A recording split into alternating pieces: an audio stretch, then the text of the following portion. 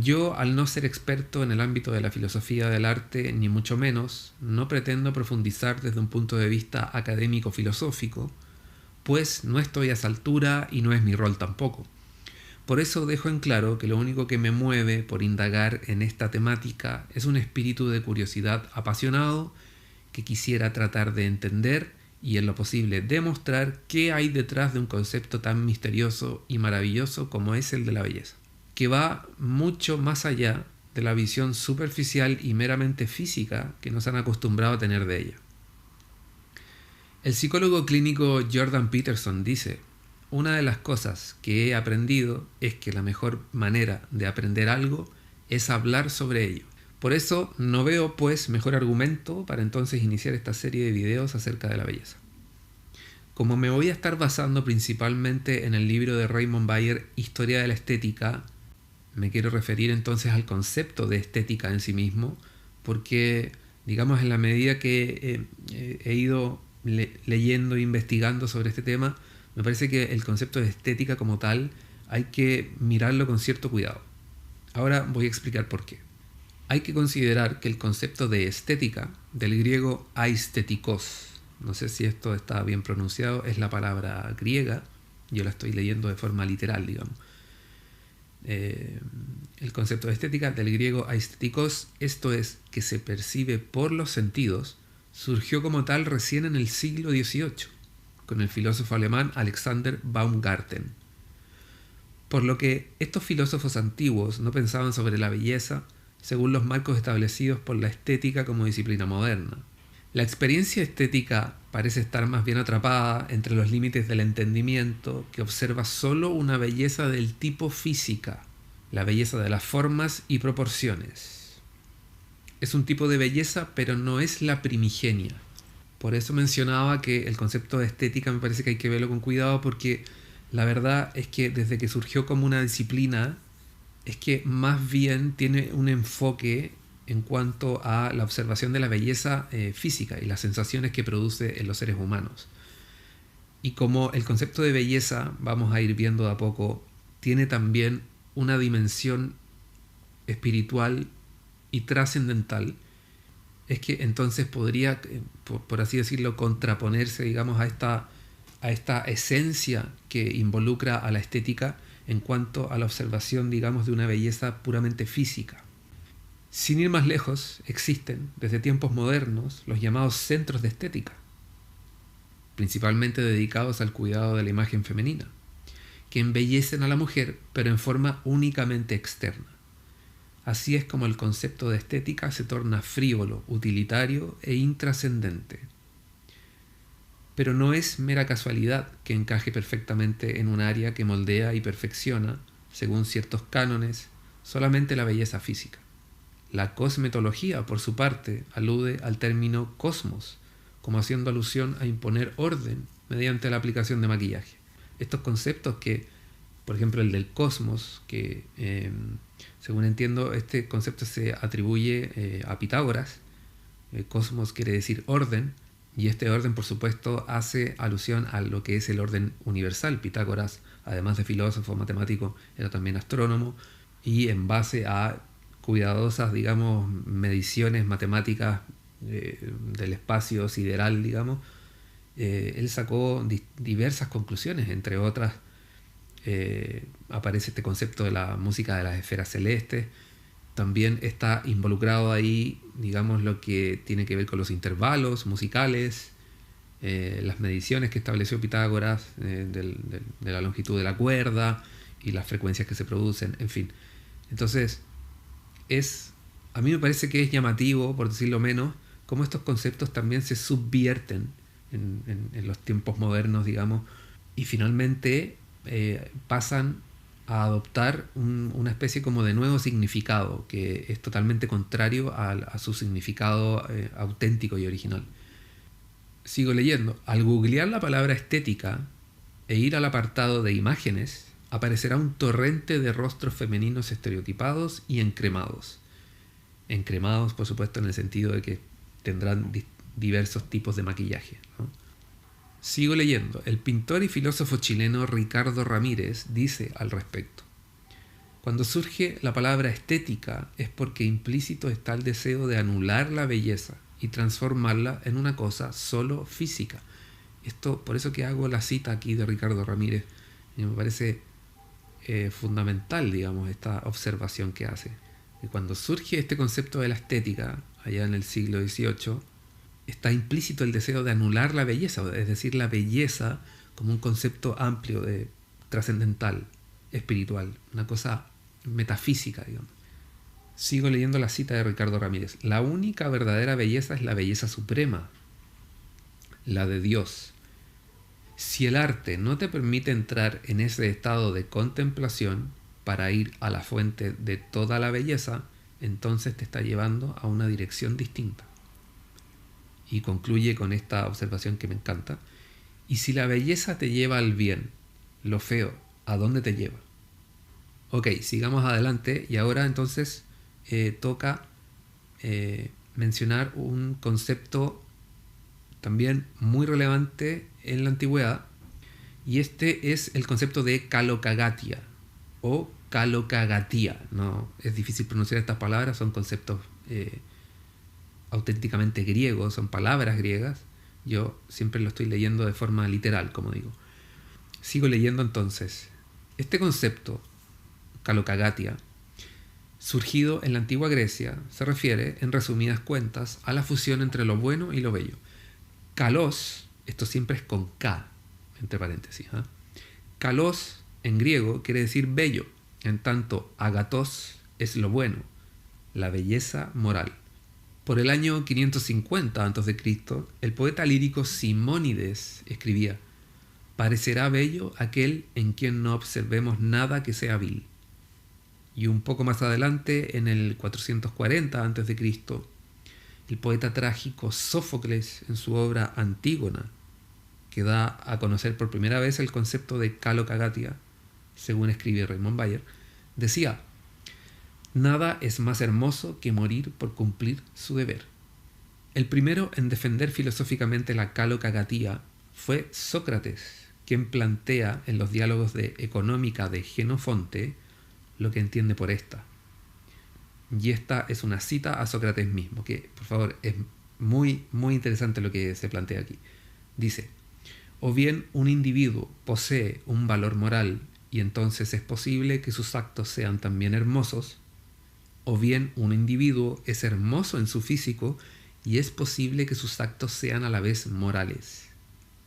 ¿Por qué es tan interesante esta cita? Porque justamente está planteando el hecho de si la belleza, digamos, responde a una cosa más amplia o solamente a una cuestión física. Y Sócrates concluye a esta cita que acabo de leer diciendo: la belleza, en cuanto se asocia con el valor moral, es belleza moral y no física. Entonces aquí ya podemos ir moldeando la idea de que desde tiempos socráticos, digamos que la belleza ya se pretendía separarla de una cuestión puramente física. Ahora después veremos que en Aristóteles no es tan así, pero en principio esto es lo interesante de saber que Sócrates ya planteaba esta posibilidad. Sigo leyendo. En otro diálogo, Sócrates, interrogando a su alumno Arístipo, pregunta: ¿cómo es posible que llamemos bellas cosas tan diferentes? ¿Cuál es su rasgo común?, le está preguntando a un alumno, Sócrates. El aprendiz responde: lo bello debe ser bueno. Y Sócrates asiente. Así es como vemos que desde el siglo V a.C. aproximadamente comenzaba ya a adquirir fuerza la idea de que belleza y bien van de la mano. Platón y Aristóteles se mantendrán esencialmente en esta misma línea y profundizarán en ella, en tanto Plotino, en el siglo III, generará una ruptura, pero siempre en el marco que establece sin reparos que belleza y bien caminan por la misma senda. Recordemos que estamos hablando del concepto de kalokagatia, la fusión de la belleza con el bien, o viceversa. Todo lo bueno es siempre bello, pero no todo lo que es bello es siempre bueno. Aquí también se está haciendo alusión, creo yo, es una interpretación personal, a que, por ejemplo, cuando dice que no todo lo bello es siempre bueno, nosotros, cuando vemos una belleza física, material, eso no significa que efectivamente sea bueno. Por ejemplo, yo puedo ver a una mujer hermosa, pero no tengo seguridad de que esa mujer hermosa quizás no tenga una psiquis dañada o un alma oscurecida, qué sé yo, o que tenga malas intenciones, o que sea finalmente una mujer malvada. Lo mismo con un hombre, por supuesto. Si algo es bueno, es bello. Y esto también hace alusión a la belleza de las virtudes, que también más adelante hablaremos de eso, especialmente con Plotino, que es uno de los autores que a mí me ha parecido el más, digamos, impactante de conocer, en el buen sentido. Bien, continuemos entonces y ahora sí hablemos sobre Platón y cuál es su visión a grandes rasgos acerca de la belleza. Y aquí continúo entonces parafraseando a Raymond Bayer y su libro Historia de la Estética. En el Hipias de Platón, obra que corresponde a su etapa juvenil, el oído y la vista son los únicos sentidos a través de los cuales se genera el placer de experimentar lo bello. Y aquí hay una cita de Platón. Dice: lo bello es aquella parte de lo agradable que tiene como origen el oído y la vista. Cierra la cita. Y, como advierte Bayer aquí, parece efectivamente ser extraño adjuntar este placer al gusto o al olfato, ya que por sentido común no utilizamos las expresiones de un olor bello o comer bellamente. Esta observación de Raymond Bayer me parece genial, al decir que obviamente nosotros cuando escuchamos una música hermosa, pues la identificamos como bella, o cuando vemos un paisaje en la naturaleza o un cuadro hermoso, lo identificamos como tal. Sin embargo, cuando sentimos un olor agradable nos decimos qué bello olor. O cuando degustamos una comida agradable, tampoco decimos qué hermosa comida, ¿no? Sigo leyendo. Entre los tipos de belleza clasificados por Platón están la de los cuerpos, en el Hipias, y la de las almas, en el Fedro, otro de sus libros. Respecto de la primera, la del cuerpo, es importante mencionar que Platón la desplaza a una categoría de belleza inferior. Esto es muy relevante, ¿cierto? Y aquí, porque está categorizando los tipos, ciertos tipos de belleza. Está diciendo entonces que en la belleza corporal, obviamente referido a lo corporal como algo físico, como algo material, es un tipo de belleza, efectivamente nosotros podemos percibirla a través de la vista, pero es un tipo de belleza que él clasifica inferior. Sigo leyendo. En tanto la segunda, la de las almas, es considerada como una manifestación superior, la belleza suprema. Aquí entonces, bueno, yo sí tenía entendido, por lo que he escuchado a otros filósofos entendidos en filosofía antigua, digamos, decir que efectivamente Platón es quien hace esta división muy categórica entre cuerpo y alma. Entonces aquí, por supuesto que esta frase está ratificando esta idea, ¿no? Platónica. Sigo leyendo. Platón dice en el Fedro, otro de sus libros, cita: ese lugar supraceleste todavía ninguno de nuestros poetas lo ha cantado, y ninguno lo cantará jamás con la dignidad de vida. He aquí lo que es: una esencia sin color, sin forma, impalpable, visible únicamente a la inteligencia con ayuda del alma. En esta esencia, la ciencia verdadera es la que ocupa ese lugar. Este ya es Raymond Bayer reaccionando a la cita que justamente acabamos de leer. Un alma bella se encuentra más cercana a la idea que un cuerpo hermoso. Por eso se dice en el Banquete, otro libro de Platón, que, cita en el Banquete: la belleza reside esencialmente en las almas. Cierre de cita. Lo bello se alía al bien y a lo verdadero, y se hace así universal. La belleza puede estar presente en un objeto cualquiera y es pura. No está mezclada, no tiene color, figura ni carne. Es la belleza racional y moral. Al afirmar Platón que la realidad es una copia imperfecta y que lo único importante que debe conocerse es el mundo de las ideas, adquiere total relevancia la metafísica de su visión estética, en que la intuición es el único camino para aprehender la realidad. Aprehender en el sentido de capturar, de tomar, ¿no? De cómo percibimos la realidad finalmente. En el Filebo, otro libro de Platón, la belleza se mantiene al nivel del alma sola y se presenta lo cualitativo en sus teorías de la pureza y la blancura. Estas se asocian con naturalidad al concepto de transparencia que derivan en la hermosura del alma.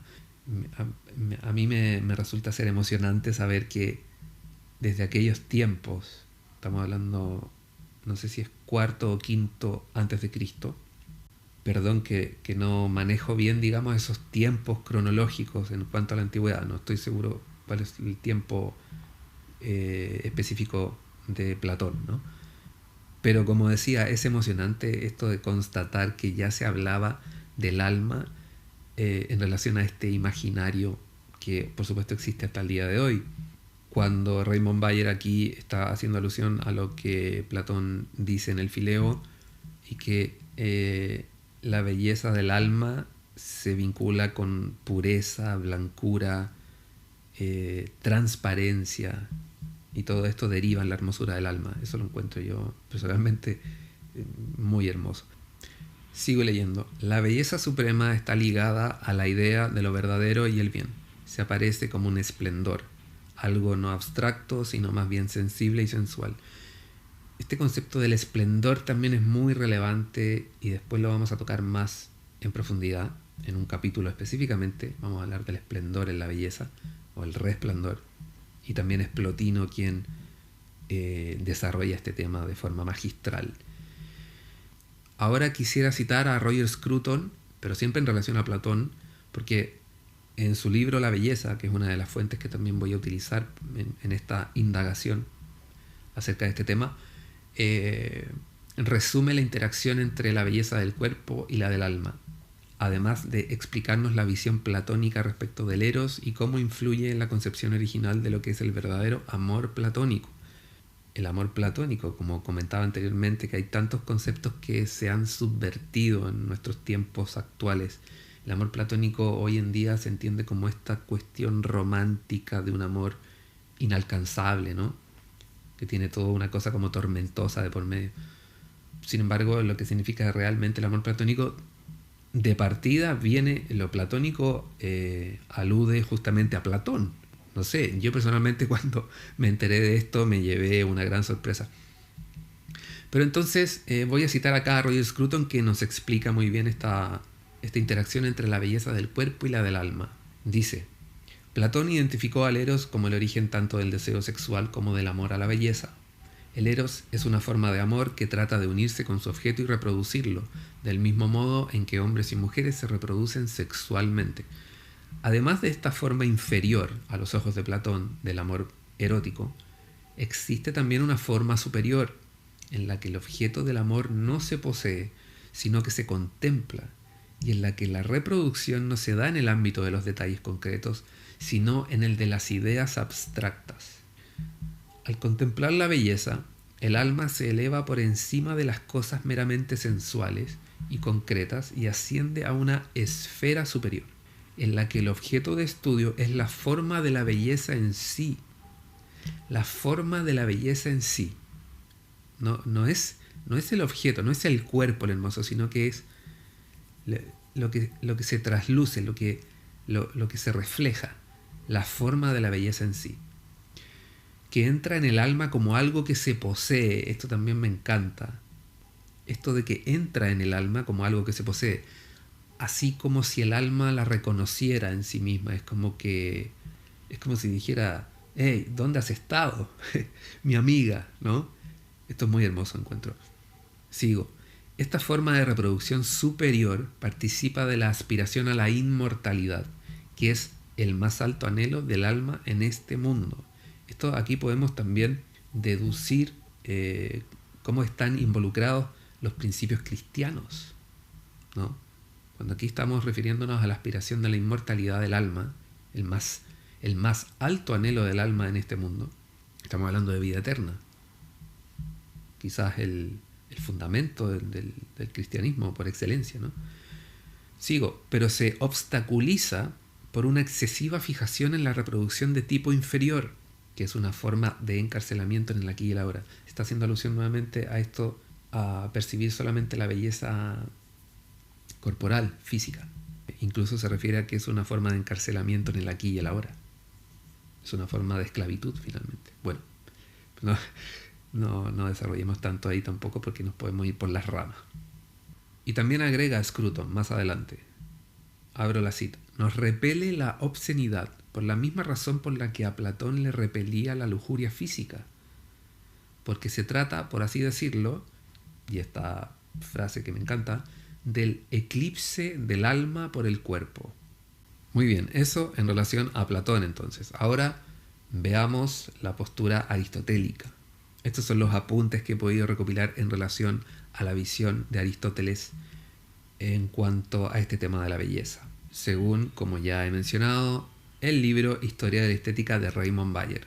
Dice, Platón fue probablemente pintor, por tanto su visión de la belleza en el ámbito de las artes es más acabada que en Aristóteles, que no solo no fue pintor, sino que en la doctrina que establece sobre las artes una mera técnica, entre paréntesis, no una metafísica, como sí en Platón, bastante incompleta según Bayer, se olvida voluntariamente de las artes plásticas, ya que simplemente no le interesan.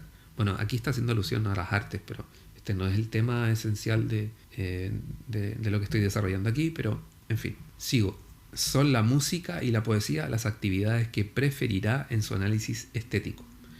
Y yo también recuerdo a alguien mencionar, un entendido, digamos, en filosofía clásica, decir que Aristóteles era hijo de médico. Así es que, bueno, ahora vamos a entender mejor por qué finalmente resulta ser contrario a la visión platónica. Sigo entonces. Para Aristóteles lo que importa es la realidad, que para conocerla debemos ser capaces de reducirla a sus causas. En tanto, para Platón, la realidad es solo una copia imperfecta y lo importante que debe conocerse son las ideas.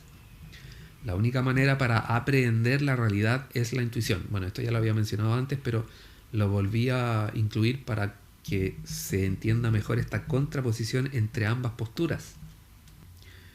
En su libro Metafísica nos dice Aristóteles, abro la cita, las formas supremas de lo bello son la conformidad con las leyes, la simetría y la determinación, y son precisamente estas formas las que se encuentran en las matemáticas. Y puesto que estas formas parecen ser la causa de muchos objetos, las matemáticas se refieren en cierta medida a una causa que es la belleza. Para Aristóteles es principalmente en el cuerpo humano y su finalidad donde esta belleza formal se manifiesta. Lo bello en el cuerpo es lo que en él es final. Esto es importante decirlo porque no está refiriéndose a Aristóteles a que sea el cuerpo y solamente su apariencia física donde se manifiesta la belleza, sino que más bien se refiere al cuerpo, pero en base a su finalidad, ¿no? Lo bello en el cuerpo es lo que en él es final. Esto es, salud, fuerza, grandeza, siendo la salud la que ocupa el primer lugar. En tanto, el campo del oído y de la vista es el de la intuición sensible y forma más bien parte de una región inferior. Lo bello termina siendo una especie de expresión matemática del bien en Aristóteles. Un bien reducido a las formas. Aquí queda aún más en claro, ¿no? Que Aristóteles refiere mucho a la forma física. Seguramente ahí, a partir de las mediciones, la observación de esa forma física, la belleza que existe ahí, por supuesto, en cuanto a las proporciones, ¿cierto? A la simetría que se puede apreciar, en fin, eso también es una belleza, por supuesto. El punto es que esa belleza es una puramente física. No es que no exista esa belleza, es solo que yo personalmente voy, digamos, entendiendo que si bien es cierto esta belleza existe, esta belleza física en que se puede apreciar esta simetría, esta proporción, que digamos también seguramente responde a un orden divino, las matemáticas mismas, una ciencia exacta, que a partir de la racionalidad, por supuesto, que es una facultad del ser humano, nosotros tener la capacidad de entender y percibir esa belleza a través de ese orden es un tipo de belleza, pero no es la única. Ese es el punto. El bien está en la acción desinteresada del hombre, que crea así la virtud. Esta acción no es solamente buena, sino también bella. El desinterés en sí ya es belleza. Exactamente.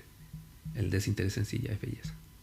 En resumen, las diferencias que podemos concluir existen entre la reflexión platónica y la aristotélica sobre la belleza apuntan a la elaboración en la primera de una metafísica para la comprensión de la realidad, defendiendo el poder de las ideas.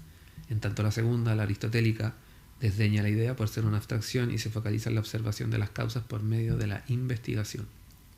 La visión platónica, al estar inspirada en la abstracción de las ideas, genera como consecuencia las elaboraciones que vinculan a la belleza del alma con una conexión divina.